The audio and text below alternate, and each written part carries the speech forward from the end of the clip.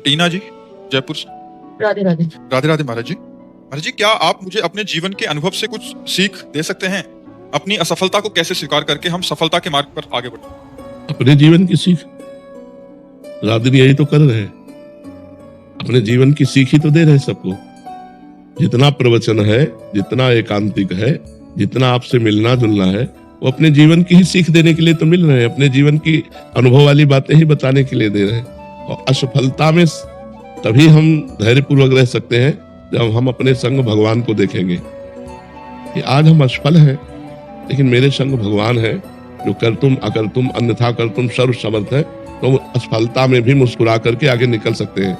यदि हमने भगवान को ना मानकर अपना किसी इंसान को अपना माना तो हम फिर हार जाएंगे, फिर हम क्लेशित हो जाएंगे। अगर भारी से भारी असफलता है, देखो भक्तों के चरित्र पढ़ के देखो, भारी से भारी विपत्ति है, असफलता है, लेकिन वो भगवान को अपना माने हुए हैं। एक दिन वो असफलता को रौंदते हुए सफलता में पहुंच जाते हैं। कई कई दिन सुदामा जी को भोजन नहीं मिलता, लेकिन श्री कृष्ण को अपना मानते हैं। तो एक दिन जैसी द्वारिकापुरी वैसे ही सुदामापुरी की रचना हुई कि नहीं हुई? कितने ऐसे भक्तों के पावन चरित्र हैं। तो हमें लगता है यदि हम भगवान को अपने संग रखें तो भारी से भारी असफलता भी हम सहज में पार कर सकते हैं। जैसे आपने हमारे अनुभव के विषय में पूछा, तो बचपन से लेकर जीवन भर हम कष्ट भोगते रहे, अब भी भोग रहे हैं, कितनी परेशानियां हैं, लेकिन आपको कहते हैं 100% हम आनंद में रहते हैं। मतलब 99 नहीं, 100% हर समय हम आनंद में रहते हैं। अब ये प्रसन्नता अगर भगवान न हो तो नहीं टिक सकती, क्योंकि फिर तो परेशान हो जाए। न रुपए की चाह है, न जीने की चाह है, न दुख की परवाह है, क्योंकि हमारे साथ प्रियाजू है, हमारे साथ श्रीजू है, लाडली लाल है। तो लाडली लाल होने के कारण नहीं तो ऐसे ऐसे कष्ट रहे हैं। कई कई दिन भोजन नहीं, जैसे काशी के घाटों में है ना, कई कई दिन भोजन नहीं, गर्मी भीषण पड़ रही है, रात्रि में शयन करो घाट में तो 2 बजे रात्रि तक तो वो बिल्कुल आग जैसे तपते हैं पत्थर, और 2 बजे उठ के बैठ जाना है, फिर नहा करके काशी विश्वनाथ जी को जल चढ़ाना, अपनी दिनचर्या करना। हर कष्ट में, हर दुख में, हर विपत्ति में, हर असुविधा में एक अपार सुख की झलक मिलती थी, क्योंकि भगवान से जुड़े हुए ना, तो उसी के कारण हर दुख को पार कर गए, हर कष्ट को पार कर गए, हर भय को पार कर गए। तो जो भी दुख भय चिंता शोक से पार होना चाहे वो भगवान को अपना साथी बना ले।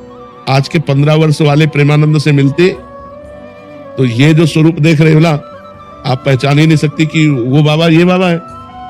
यहाँ से फटी मार के झोली, एक कमंडल, उस आसन में शयन करना, भिक्षा के द्वारा उदर पोषण करना, किसी भी से बात न करना, 1 रुपया पास नहीं, हर अव्यवस्था को सुखपूर्वक सहा है। तो हर सफलता को असफलता में माया बदल देती है, और हर असफलता को सफलता में भगवान बदल देते हैं। तो हम माया का संग न करके भगवान का संग। श्री हरिवंश महाराज जी, महाराज जी आपके चरणों में कोटि कोटि प्रणाम। तो दोनों तरह से आपको समझाया।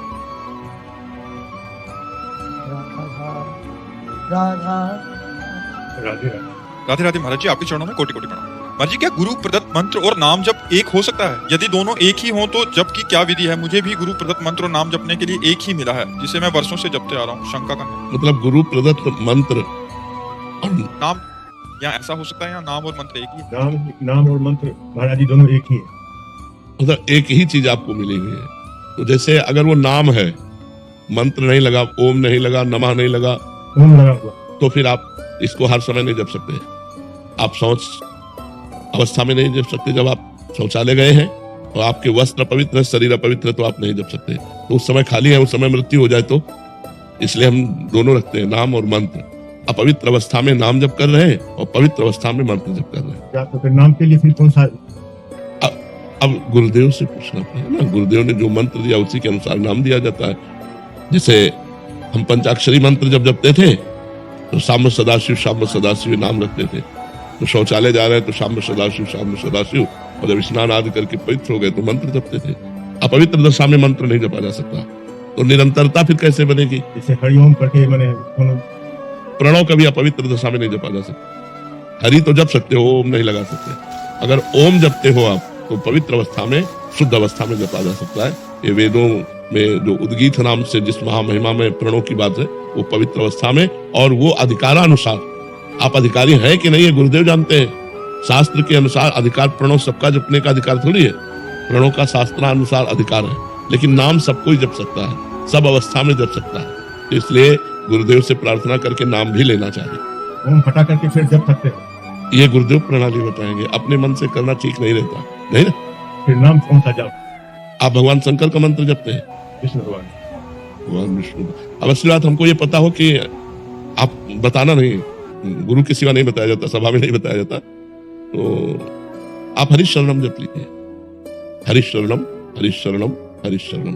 तो जब आप अपवित्र दशा में हो तब आप हरि शरणम, हरि शरणम। तो जब पवित्र दशा में हो तो फिर संपूर्ण। राधे राधे महाराज जी। जी, क्या अपने कर्तव्यों का, अच्छे कर्मों का पालन करना, किसी के प्रति ईर्ष्या द्वेष की भावना ना रखना, इससे हम भगवत प्राप्ति को प्राप्त कर देंगे? नहीं, नाम जब साथ में जरूरी है। किसका है? नाम जब साथ में जरूरी है। जैसे शून्य शून्य शून्य शून्य, तो क्या महत्व होगा? और एक शून्य 10, फिर एक शून्य 100, एक अंक लग गया, अब शून्य बढ़ाओ तो 10 गुना उसका महत्व बढ़ता चला जाएगा। ऐसे ही जितने भी कर्म है वो सब शून्य है, और भगवान का नाम अंक है। अगर भगवान का नाम अंक, राम राम, राधा राधा, कृष्ण कृष्ण, हरि हरि जप रहे हो और आप कुछ भी कर्म कर रहे हो, वो 10 गुना फल देने वाला बन जाएगा।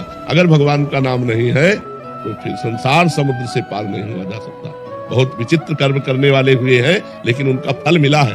तपस्या की तो उनका फल मिला है, लेकिन संसार से पार होने के लिए कलयुग केवल नाम आधारा, सुमिर सुमिर नर उतर ही पार। इस संसार समुद्र से पार होने के लिए भगवान का नाम जप करना अनिवार्य है, आवश्यक है, अत्यंत आवश्यक है।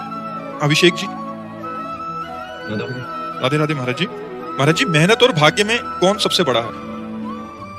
ये तो तुम्हारी मेहनत बताएगी और तुम्हारा भाग्य बताएगा। अगर प्रारब्ध पीछे का बहुत जोर का है तो तुम्हारी मेहनत कितनी भी जोर की हो, सफल नहीं हो सकती। अगर प्रारब्ध कमजोर और मेहनत जोर की है तो प्रारब्ध को रौंद के निकल जाएगा, लेकिन वो मेहनत होगा भजन। जो प्रारब्ध को रौंद सके वो होगा भगवान का भजन। नहीं तो प्रारब्ध को मिटाने के लिए प्राकृतिक कर्मों के द्वारा प्रारब्ध नहीं मिटाया जा सकता। वो सच्चिदानंद भगवान की आराधना करके प्रारब्ध मिटाया जा सकता है। नहीं तो प्रारब्ध इतना बलवान होता है कि कोई देखो कितना भी पढ़ा लिखा हो, ग्रेजुएट है, नौकरी के लिए घूम रहा है, हर जगह असफल हो जाता है। उसका प्रारब्ध बहुत जोरदार है जो उसको गिरा रहा है। एक आदमी है कि मंद बुद्धि का है, कोई प्रयास नहीं है, लेकिन उसका प्रारब्ध बहुत जोरदार है। वो प्रारब्ध का अच्छा प्रारब्ध है तो उसका भोग कर रहा है। इस समय वो गलत चल रहा है, लेकिन उसकी उन्नति हो रही है क्योंकि उसका प्रारब्ध पुण्य जोरदार है और वो बहुत अच्छा चल रहा है, धर्म से चल रहा है, लेकिन उसका प्रारब्ध गिरा हुआ है तो उसको बार बार गिरा देता है। तो ऐसे प्रारब्ध को कंट्रोल करने के लिए तपस्या, साधना, इसके सिवा नहीं हो सकता। अगर हम भगवान के लिए अपना जीवन अर्पित करके नाम जप करें तो प्रारब्ध बदल सकता है, या प्रारब्ध रहते हुए भी हम उन्नति को प्राप्त हो सकते हैं। प्रारब्ध अपना प्रभाव दिखाता रहेगा। जैसे दोनों किडनी फेल है, लेकिन हमें आनंद है क्योंकि हम भगवान की शरण में हैं, भगवान का नाम जप करते हैं, हमें कोई इसकी चिंता नहीं। हमारी जो आर्थिक व्यवस्था चाहिए वो भी हो रही है, जो परमार्थिक चाहिए वो भी हो रही, तो हमें कोई चिंता नहीं है। महाराज जी, हम ये चाहते हैं कि हम कभी भी अगर खत्म भी हो जाए, मतलब मेरी मृत्यु हो जाए, तो हम ये चाहते हैं कि आप उससे बहुत ज्यादा साल तक जियो, लेकिन आप ना पहले जाए। आप ये तो ठाकुर जी पता नहीं कि हमें पहले जाना है कि आपको पहले जाना है, ये तो उनका निर्णय होगा। इस पे आपकी सद्भावना है, पर इस पर फाइनल नहीं कहा जा सकता। सुनो भरत भावी प्रबल, भावी माने वही प्रारब्ध। सुनो भरत भावी प्रबल, बिलख कहो मुनिनाथ, हानि लाभ जीवन मरण जस अपजस विधिहार, ये उनके हाथ कि वो कब कहाँ किसका कैसा। पर हमें लगता है कि आप बहुत पवित्र हृदय के हैं, जो इस समय लाभ लेना उसे ले लो। जो उपदेश सुन रहे हो उसके अनुसार अपने आचरण बनाओ और नाम जप करो और निकल चलो इस असत संसार से, भगवान के चरणों की तरफ बढ़ो आगे ना। हाँ, संत संग का यही फल है कि संसार का असत संग त्याग करके भगवान की प्राप्ति कर ली जाए। साधु समागम का यही फल है कि हमें भगवान प्यारे लगने लगे, उनका नाम प्रिय लगने लगे, गंदे आचरणों से घृणा होने लगे, तो समझो संत समागम हुआ है। तो बड़ा सुंदर भाव आपका है, इस भाव का लाभ लो, भगवान का नाम जप करो और जीवन को पवित्र बनाओ।